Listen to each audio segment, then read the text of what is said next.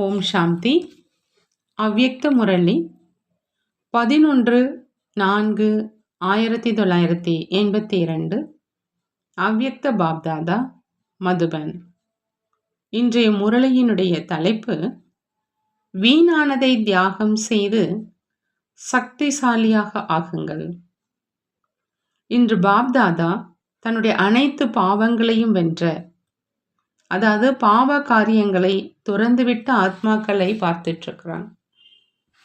அதாவது சந்நியாசம் செய்துவிட்ட, பாவ காரியங்களை சந்நியாசம் செய்துவிட்ட ஆத்மாக்களை பார்த்துட்டு இருக்கிறான். பிராமண ஆத்மா ஆவது அப்படின்னா சிரேஷ்ட காரியம் செய்வது மற்றும் பாவ காரியங்களை சந்நியாசம் செய்வது. ஒவ்வொரு பிராமண குழந்தையும் பிராமணன் ஆனவுடனேயே நாம் அனைவரும் இப்பொழுது பாவ காரியங்களை விட்டுட்டு நல்ல காரியங்களை செய்பவர்களாக ஆயிட்டோம் அப்படிங்கிற அந்த சிரேஷ்ட எண்ணத்தை வச்சிங்க. நல்ல காரியங்கள் செய்யும் ஆத்மாவை சிரேஷ்ட பிராமண ஆத்மா அப்படின்னு சொல்றது. அப்படி எண்ணமே பாவங்களை வென்றவர் ஆவதற்கானது. இதே லட்சியத்தை நீங்கள் அனைவரும் வச்சிங்கள் தான் இல்லையா அப்படின்னு பாபா கேட்குறாங்க. இதே லட்சியத்தை எதிரில் வச்சு சிரேஷ்ட லட்சணத்தை தனக்குள் கொண்டு வந்துட்டு இருக்கீங்க. ஆகையினால பாவ காரியங்களை சந்நியாசம் செய்து பாவங்களை வென்றவராக ஆகியிருக்கின்றேனா அப்படின்னு தன்னைத்தானே கேளுங்கிறாங்க பாபா. எப்படி உலகத்துல கூட உயர்ந்த ராஜ குலத்தை சேர்ந்த ஆத்மா எந்த சாதாரண நடத்தையுமே செய்ய முடியாது. எப்படி எல்லைக்குட்பட்ட வைஷ்ணவர்கள் எந்த ஒரு கீழ்த்தரமான பொருளையும் உட்கொள்ள முடியாது.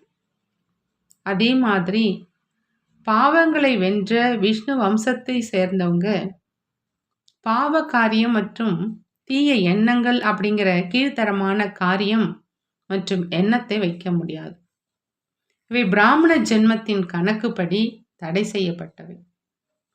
அந்த மாதிரி பிராமணர்களுக்காக மற்றும் தனக்காக என்னென்ன தடை செய்யப்பட்டவை அப்படிங்கிறத நல்ல முறையில் தெரிஞ்சிருக்கீங்களான்னு பாபா கேட்குறாங்க. அனைவரும் தெரிஞ்சும் இருக்கீங்க, ஏற்றுக்கொண்டும் இருக்கிறாங்க. ஆனால் வரிசை கிரமமாக நடந்துக்கிறீங்க.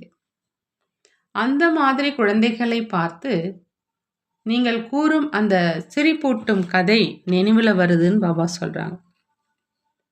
சொல்லிட்டும் இருக்கிறாங்க மற்றும் செஞ்சிட்டும் இருக்கிறாங்க. இதை என்னன்னு சொல்றதுன்னு கேட்குறாங்க பாபா. இது பிராமண ஆத்மாக்களை பொறுத்தவரை உயர்ந்ததாக இருக்குமான்னு கேட்குறாங்க. சிரேஷ்டமானது எது? நல்ல காரியமா சாதாரண காரியமான்னு கேட்குறாங்க. எப்போ பிராமணன் சாதாரண காரியமே செய்ய முடியாது அப்படின்னா பாவ காரியங்களுடைய விஷயமே இல்லை. பாவங்களை வென்றவர் அப்படின்னா பாவ காரியம் மற்றும் தீய எண்ணங்களை தியாகம் செய்தவர். கர்ம இயந்திரங்களுடைய ஆதாரத்தினால காரியம் செய்யாமல் இருக்க முடியாது. தேகத்தினுடைய சம்பந்தம் கர்ம இயந்திரங்களோடு இருக்குது மற்றும் கர்ம இந்திரியங்களுடைய சம்பந்தம் காரியத்தோடு இருக்குது. இது தேகம் மற்றும் தேகத்தின் சம்பந்தத்தின் தியாகத்தின் விஷயத்தை பேசிட்டு இருக்கிறோம். கர்ம இயந்திரங்களுக்கு காரியத்துடன் என்ன சம்பந்தம் இருக்குதோ அந்த காரியத்தின் கணக்குப்படி பாவ காரியத்தினுடைய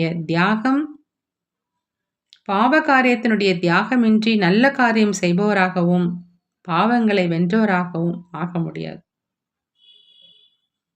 பாபா கேட்குறாங்க, பாவ காரியத்தினுடைய இலக்கணத்தை நல்ல முறையில் தெரிஞ்சிருக்கீங்க இல்லையா அப்படின்னு. எந்த ஒரு விகாரத்தின் அம்ச மாத்திரம் வசமாகி காரியம் செய்வது அப்படின்னா பாவ காரியம் செய்வது. விகாரங்களின் சூட்சும சொரூபம் மற்றும் ராயல் சொரூபங்களை மிக நன்றாக தெரிஞ்சிருக்கீங்க. இதன் மேல பிராமணர்களுடைய ராயல் ரூபத்தின் விகாரத்தின் சொரூபம் என்னன்னு ஏற்கனவே சொல்லி இருக்கிறோங்கிறாங்க பாபா. ஒருவேளை ராயல் ரூபத்தினுடைய விகாரம் இருக்குது மற்றும் சூட்சும அம்ச மாத்திரத்தில் இருக்குது அப்படின்னா அந்த மாதிரி ஆத்மா எப்பொழுது நல்ல காரியம் செய்பவராக ஆக முடியாது. நல்ல காரியம் செஞ்சேனா அல்லது வீணான காரியம் செய்தேனா அல்லது ஏதாவது பாவ காரியமும் செய்தேனா அப்படின்னு அமிர்த வேளையில தொடங்கி ஒவ்வொரு காரியத்தினையும் சோதனை செய்யுங்க. நல்ல காரியம் அப்படின்னா பாபா சொல்றாங்க, ஸ்ரீமத்தினுடைய ஆதாரத்துல காரியம் செய்வது. ஸ்ரீமத்தின் ஆதாரத்துல செய்யப்பட்ட காரியம் இயல்பாகவே நல்ல கர்மம், அதாவது புண்ணிய கணக்குல சேமிப்பாகுது. அப்படி காரியம் மற்றும் பாவ காரியத்தை சோதனை செய்வதற்கான விதி சுலபமானதுதான். இந்த விதிப்படி எப்பொழுதும் சோதனை செஞ்சுக்கிட்டே இருங்க அப்படிங்கிறாங்க பாபா. அமிர்த வேளையில எழும் காரியத்திலிருந்து இரவு தூங்கும் வரை ஒவ்வொரு காரியத்துக்காக ஸ்ரீமத் கிடைச்சிருக்குது. எழுவது எப்படி, உட்காருவது எப்படி அப்படின்னு அனைத்தும் சொல்லப்பட்டிருக்குது இல்லையா? ஒருவேளை அந்த மாதிரி எழல அப்படின்னா அமிர்த வேளையிலிருந்து சிரேஷ்ட காரியத்தின் சிரேஷ்ட பிராப்தியை உருவாக்க முடியாதுன்னு சொல்றாங்க பாபா. அதாவது வீணானவை மற்றும் பாவ காரியத்தினுடைய தியாகி ஆக முடியாது. அப்படி இந்த சம்பந்தத்தையும் தியாகம் செய்யணும், வீணானவற்றையும் தியாகம் செய்யணும். சிலர் நானும் எந்த பாவமோ செய்யலையே அப்படின்னு நினைக்கிறாங்க, எந்த தவறும் செய்யலையே, அந்த மாதிரி தவறான எந்த வார்த்தையும் பேசவில்லையே அப்படின்னு நினைக்கிறாங்க. ஆனா அதாவது சிரேஷ்ட பாக்கியம் நிறைந்தவராக ஆக விடாது. ஒருவேளை பாவ காரியம் செய்யல, ஆனால் வீணான காரியம் செஞ்சீங்க அப்படின்னா தற்சமயத்துக்கும் மற்றும் எதிர்காலத்துக்கும் சேமிப்பு ஆகவில்லை இல்லையா? சிரேஷ்ட காரியம் செய்யறதுனால தான் தற்சமயத்திலும் சிரேஷ்ட காரியத்தின் உடனடி பலனா குஷி மற்றும் சக்தியினுடைய அனுபவம் ஆகும். தனக்காகவும் உடனடி பலன் கிடைச்சிருது. மேலும் மற்றவர்களுக்கும் உயர்ந்த காரியங்கள் செய்யும் ஆத்மாக்களை பார்த்து முயற்சி செய்வதனுடைய ஊக்கம் உற்சாகத்துல வராங்க. நாமும் அந்த மாதிரி ஆக முடியும் அப்படின்னு நினைக்கிறாங்க. அப்படி தனக்காக உடனடி பலன் மேலும் மற்றவரினுடைய சேவை இரட்டை சேமிப்பு ஆயிடுச்சு. மேலும் தற்சமயத்தினுடைய கணக்குப்படி எதிர்காலத்துக்கோ சேமிப்போ ஆயிடுது. இந்த கணக்குப்படி பாருங்க, ஒரு வேளை வீணான அதாவது சாதாரண காரியம், பேச்சு, நேரம் இதனுடைய தியாகமும் செஞ்சு எப்பொழுதும் சக்திசாலியாக, எப்பொழுதும் ஆன்மீக அதாவது பல மடங்கு பாக்கியம் நிறைந்தவராக ஆகுங்க. ஆகையினால வீணானவை மற்றும் சாதாரண விஷயங்கள் மீது கவனம் செலுத்துங்க. இதனுடைய லட்சியத்தையும் தியாகம் செய்யணும். ஏன்னா நீங்க அனைத்து பிராமண ஆத்மாக்களுக்கும் உலக மேடையில கதாநாயகி பாத்திரம் நடந்துட்டு இருக்குது. அந்த மாதிரி கதாநாயக பாத்திரம் ஏற்று செய்யும் ஆத்மாக்களின் ஒவ்வொரு வினாடி, ஒவ்வொரு எண்ணம், ஒவ்வொரு வார்த்தை, ஒவ்வொரு காரியமும் வைரத்தை விட அதிக மதிப்புள்ளது. ஒருவேளை ஒரு எண்ணம் கூட வீணானதாக இருந்தது அப்படின்னா வைரத்தை இழந்தது மாதிரி. ஒருவேளை மிகவும் விலை மதிப்புள்ள வைரம் கீழே விழுந்துடுச்சு அப்படின்னா, காணாமல் போயிடுச்சு அப்படின்னா ஏதோ இழந்துட்டோம் அப்படின்னு யோசிப்பாங்க இல்லையா? அப்படி ஒரு வைரத்தின் விஷயம் இல்லை இது. அநேக வைரங்களின் விலை ஒரு வினாடி. ஒரு வைரத்தினுடைய விஷயம் கிடையாது, அநேக வைரங்களுடைய விலை பாபா சொல்றாங்க ஒரு வினாடி அப்படின்னு. இந்த கணக்கின்படி யோசிங்க. சாதாரண ரூபத்தில் அமர்ந்து கொண்டே சாதாரண விஷயங்கள் பேசி பேசியே நேரத்தை கழிச்சிட்டீங்க என்று அப்படி இருக்க வேண்டாம். பிறகு என்ன சொல்றாங்க? சும்மா அப்படியே பேசிட்டு இருந்தோம், உட்கார்ந்திருந்தோம், மேலும் எந்த கெட்ட காரியமும் செய்யலையே அப்படின்னு. இந்த மாதிரியே இருந்து வந்தோம், இந்த மாதிரி செய்து செய்து எவ்வளவு காலம் கடந்துருச்சுங்கிறாங்க பாபா. பொதுவாக அப்படியே இருந்தது என்பதல்ல, ஆனால் வைரம் மாதிரி இருந்தது. ஆகையினால தன்னுடைய மதிப்பை பாபா தெரிஞ்சுக்க சொல்றாங்க. உங்களுடைய ஜட விக்கிரகங்களுக்கு எவ்வளவு மதிப்பு இருக்குது. உங்களுடைய ஒவ்வொரு எண்ணத்துக்கும் கூட அந்த அளவு மதிப்பு இருக்குது.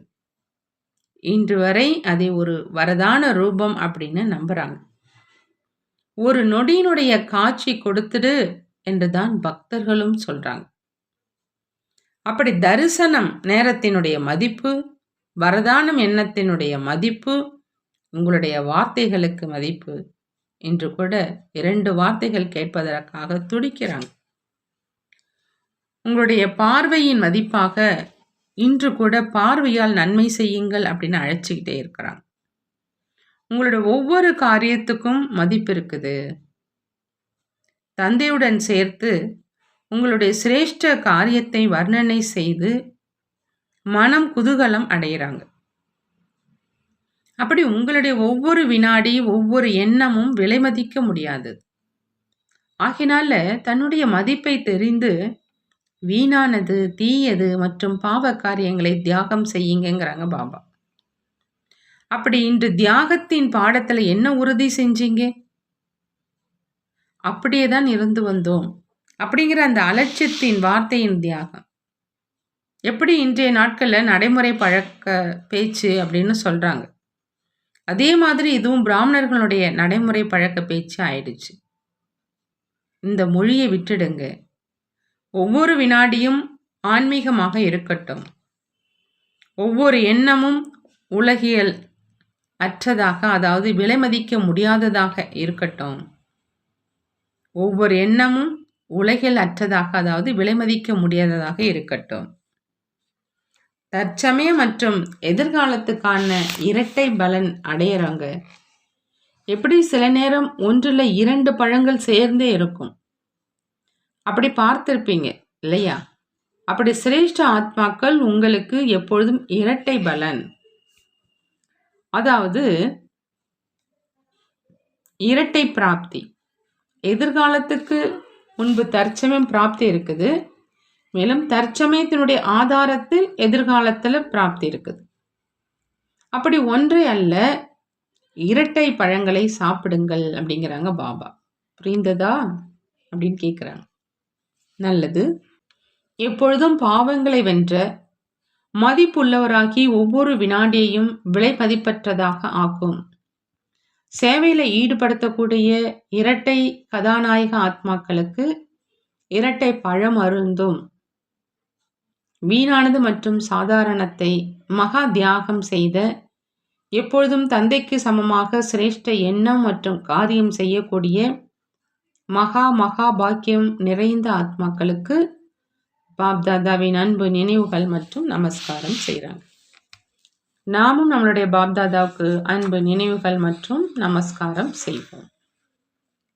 பார்ட்டிகளோடு அவ்யக்த பாப்தாதா சந்திக்கிறாங்க. நிரம்பிய ஆத்மாக்களின் முகம் மூலமாக சேவை.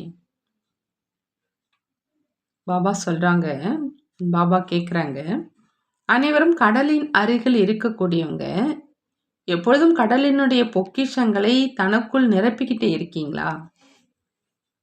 கடலினுடைய ஆழத்தில் எவ்வளவு பொக்கிஷங்கள் இருக்குது. அப்படி கடலின் கரையில் இருக்கிறவங்க, அருகில் இருக்கிறவங்க அனைத்து பொக்கிஷங்களுடைய அதிபதி ஆகிட்டாங்க. பொதுவாகவே யாருக்காவது ஏதாவது பொக்கிஷம் கிடைக்குது அப்படின்னா குஷியில் வந்துடுவாங்க. திடீரென்று யாருக்காவது ஏதாவது பணம் செல்வம் கிடைச்சிருச்சு அப்படின்னா போதை ஏறிடும். குழந்தைகள், உங்களுக்கு அந்த மாதிரி செல்வம் கிடைச்சிருக்கு, அதை யாரும் பறிக்கவும் முடியாது, கொள்ளையடிக்கவும் முடியாது. 21 தலைமுறைக்கும் எப்பொழுதும் செல்வந்தர்களாக இருப்பீங்க. அனைத்து பொக்கிஷங்களுடைய சாவி பாபா பாபா அப்படின்னு சொல்றீங்க. களஞ்சியம் திறந்தது, அப்படி சாவியும் கிடைச்சிடுச்சு, களஞ்சியமும் கிடைச்சிருச்சு. நிரந்தர அனைத்து செல்வங்கள் நிறைந்தவர்களாக ஆகிட்டீங்க. அந்த மாதிரி நிறைந்த அனைத்து செல்வங்களும் நிரம்பிய ஆத்மாக்களின் முகத்தில் குஷியினுடைய ஜொலிப்பு இருக்கும். அவருடைய குஷியை பார்த்து இவருக்கு என்ன கிடைத்தது அப்படின்னு தெரியல என்று அனைவரும் சொல்வாங்க. அதை தெரிந்து கொள்ள இச்சை இருக்கும். ஆகையினால இயல்பாகவே அவங்களுக்கு சேவை நடந்துடும். இரண்டாவதாக, மாயாவை வென்றவர் ஆவதற்காக சுயமரியாதை அப்படிங்கிற ஆசனத்துல அமர்ந்திருங்கங்கிறாங்க பாபா. எப்பொழுதும் தன்னை சுயமரியாதை அப்படிங்கிற ஆசனத்துல அமர்ந்திருப்பதாக அனுபவம் செய்கிறீங்களான்னு கேட்குறாங்க. நான் புண்ணிய ஆத்மா, உயர்ந்ததிலும் உயர்ந்த பிராமண ஆத்மா, சிரேஷ்ட ஆத்மா, மகான் ஆத்மா என்று அப்படி தன்னை சுயமரியாதை அப்படிங்கிற ஆசனத்துல அமர்ந்திருப்பதாக அனுபவம் செய்கிறீங்களான்னு கேட்குறாங்க. எங்காவது அமர வேண்டி இருக்குது என்றால் இருக்க வேண்டும் இல்லையா? சங்கம யுகத்துல தந்தை சிரேஷ்ட சுயமரியாதை அப்படிங்கிற இருக்கையை கொடுத்திருக்கிறாங்க. அதிலேயே அமர்ந்திருங்க. இருக்கை அல்லது ஆசனம் தான் நினைவில் இருக்கணும். ஆகவே நான் ஒவ்வொரு அடியிலும் புண்ணியம் செய்யும் புண்ணிய ஆத்மா அப்படிங்கிற நினைவு எப்பொழுதுமே இருக்கட்டும். நான் மகான் எண்ணம், மகான் பேச்சு, மகான் காரியம் செய்யும் மகான் ஆத்மா. ஒரு பொழுதும் தன்னை சாதாரண மாணவர் அப்படின்னு நினைக்காதீங்கிறாங்க பாபா. யாருடையவராக நான் ஆயிட்டேன் மற்றும் என்னவாக ஆகிட்டேன், இதே நினைவு அப்படிங்கிற இருக்கையில் அமர்ந்துருங்க. இந்த ஆசனத்துல அமர்ந்திருந்தீங்க அப்படின்னா ஒரு பொழுதும் மாயா வரவே முடியாது, தைரியம் வைக்க முடியாது. ஆத்மாவுடைய இருக்கை சுயமரியாதைங்கிற இருக்கை. அதில் அமர்றவங்க சுலபமாகவே மாயாவை வென்றவர்களாக ஆகிடுவாங்க. அடுத்ததாக, அனைத்து சம்பந்தங்களையும் ஒருவருடன் இணைத்து பந்தனத்திலிருந்து விடுபட்ட யோக சொரூபமானவங்களாக ஆக சொல்றாங்க பாபா. எப்பொழுதும் தன்னை பந்தனத்திலிருந்து விடுபட்ட ஆத்மா அப்படின்னு அனுபவம் செய்றீங்களான்னு கேட்குறாங்க. சுதந்திரமாகிட்டீங்களா அல்லது இன்னும் ஏதாவது பந்தனம் இருந்துச்சான்னு கேட்குறாங்க. பாபா சொல்றாங்க, பந்தனத்திலிருந்து விடுபட்டவங்களுடைய அடையாளம் எப்பொழுதும் யோக சொரூபமானவங்க. யோக சொரூபம் இல்லை அப்படின்னா அவசியம் பந்தனம் இருக்குன்னு அர்த்தம். எப்போ தந்தையினுடையராக ஆகிட்டீங்க அப்படின்னா தந்தையை தவிர வேறு என்ன நினைவு வரும்? எப்பொழுதும் பிரியமான பொருள் மற்றும் நல்ல பொருள் நினைவு வருது இல்லையா? அப்படி தந்தையை விட சிரேஷ்டமான பொருள் அல்லது நபர் யாராவது இருக்கிறாங்களா? பாபா கேட்குறாங்க. ஏதாவது நல்ல பொருள், பிரியமான பொருள்னா நினைவு வரும் இல்லையா? அப்படி தந்தையை விட சிரேஷ்டமான பொருள் அல்லது நபர் யாராவது இருக்கிறாங்களா? எப்போ தந்தையை தவிர வேறு யாரும் சிரேஷ்டமானவங்க இல்லை அப்படின்னு புத்தியில தெளிவாக ஆயிடுச்சு அப்படின்னா சகஜ யோகியாக ஆயிடுவாங்க. சுலபமா பந்தனத்திலிருந்து விடுபட்டவராகவும் ஆயிடுவாங்க. கஷ்டப்பட வேண்டி இருக்காது. அனைத்து சம்பந்தமும் தந்தையுடன் இணைஞ்சிடுச்சு. என்னுடையது என்னுடையது என்று அனைத்தும் முடிவடைஞ்சிருச்சு. இதைத்தான் அனைத்து சம்பந்தங்களும் ஒருவருடன் அப்படின்னு சொல்றதுங்கிறாங்க பாபா. அடுத்து, நெருக்கமான ஆத்மாக்களினுடைய அடையாளம் சமமானவங்க. எப்பொழுதும் தன்னை நெருக்கமான ஆத்மா அப்படின்னு அனுபவம் செய்றீங்களா அப்படின்னு பாபா கேட்குறாங்க. நெருக்கமான ஆத்மாக்களினுடைய அடையாளம் சமமானவங்க. யார் யாருடைய நெருக்கத்தில் இருப்பாங்களோ அவங்க மேல இன்னொருவருடன் இருப்பதனுடைய பாதிப்பு இயல்பாகவே ஏற்படும். அப்படி தந்தையினுடைய சமீபம் அப்படின்னா தந்தைக்கு சமம். எது தந்தையினுடைய குணமோ அது குழந்தைகளினுடைய குணம். எது தந்தையினுடைய கடமையோ அது குழந்தைகளினுடைய கடமை. எப்படி தந்தை எப்பொழுதும் உலகத்துக்கு நன்மை செய்பவர், அதே போல குழந்தைகளும் உலகத்துக்கு நன்மை செய்பவர்.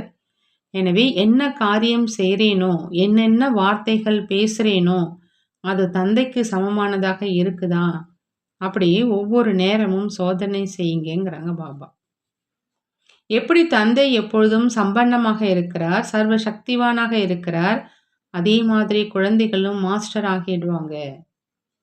எந்த ஒரு குணத்தின் சக்தியின் குறைவு இருக்காது. சம்பன்னமாக இருக்கிறாங்க அப்படின்னா ஆடாமல் அசையாமல் உறுதியாக இருப்பாங்கங்கிறாங்க பாபா. அடுத்தது சேவைக்காக அங்கங்கு ஓடுவது கூட மன மகிழ்ச்சிக்கான சாதனம்ங்கிறாங்க பாபா. அனைவரும் தன்னை ஒவ்வொரு அடியில நினைவு மற்றும் சேவை மூலமா பல மடங்கு வருமானத்தை சேமிக்கக்கூடிய பல மடங்கு பாக்கியம் நிறைந்தவர் நினைக்கிறீங்களான்னு கேட்குறாங்க. வருமானம் செய்வதற்கு எவ்வளோ சுலபமான வழி கிடைச்சிருக்குது. சௌகரியமாக அமர்ந்து தந்தையை நினைவு செய்யுங்க மற்றும் வருமானத்தை சேமிப்பு செஞ்சுக்கிட்டே இருங்க. மனசக்தி மூலம் மிகுந்த வருமானம் செய்ய முடியும். ஆனால் இடையிடையே சேவையினுடைய சாதனங்களில் அங்கு இங்கு ஓட வேண்டி இருக்குது. அதுவோ மனமகிழ்ச்சிக்கான பொழுதுபோக்கு. பொதுவாக வாழ்க்கையில் மாற்றத்தை விரும்புகிறாங்க அப்படின்னா மாற்றம் ஏற்பட்டுடுது. அந்த மாதிரி சம்பாதிப்பதற்கான வழி அதிகம் இருக்குது. ஒரு நொடியில் பல மடங்கு சேமிப்பாயிடுது. நினைவு செய்தார் மற்றும் ஒரு பூஜ்ஜியம் அதிகரித்து விட்டது. எனவே சுலபமான அழியாத வருமானம் செய்வதிலேயே பிஸியாக இருங்க அப்படிங்கிறாங்க பாபா. பஞ்சாபை சேர்ந்த குழந்தைகளுக்கு அன்பு நினைவுகளை கொடுத்து கொண்டே பாப்தாதா சொல்கிறாங்க. பஞ்சாபை சேர்ந்த சேவாதாரி குழந்தைகளுக்கு சேவையில் இருக்கும் ஊக்கம் உற்சாகத்துக்காக பாராட்டுகள் அப்படின்னு. எவ்வளவு சேவையோ அந்த அளவு அதிகம் வெண்ணெய் சாப்பிட்றவங்க அவங்க. இந்த மேளாவோ அதாவது இந்த பெரிய சேவை நிகழ்ச்சியோ எல்லைக்கு அப்பாற்பட்டது. மேலா அப்படின்னா ஆத்மாக்களை பாபாவுடன் சந்திக்க வைப்பதற்கு பொறுப்பாளர் ஆகி கொண்டிருக்கீங்க. எல்லைக்கு அப்பாற்பட்ட சேவை. அளவற்ற ஊக்கம் வைத்து சேவை செஞ்சாங்க. மேலும் எப்பொழுதும் அந்த மாதிரி ஊக்கம் உற்சாகத்தில் இருந்து கொண்டே முன்னேறி சென்று கொண்டே இருக்கணும். மிக நல்ல பழைய பாலனை பெற்ற குழந்தைகள் பொறுப்பாளர் ஆகியிருக்கிறாங்க என்று பாப்தாதா தெரிஞ்சிருக்கிறாங்க. பழைய குழந்தைகளினுடைய பாக்கியத்தையோ இதுவரையிலும் சாஸ்திரங்களிலும் மகிமை பாடுறாங்க. மேலும் சைத்தன்யத்தில் புது புது குழந்தைகள் யார் வராங்களோ அவங்களும் அவங்களை பற்றி வர்ணனை செய்கிறாங்க.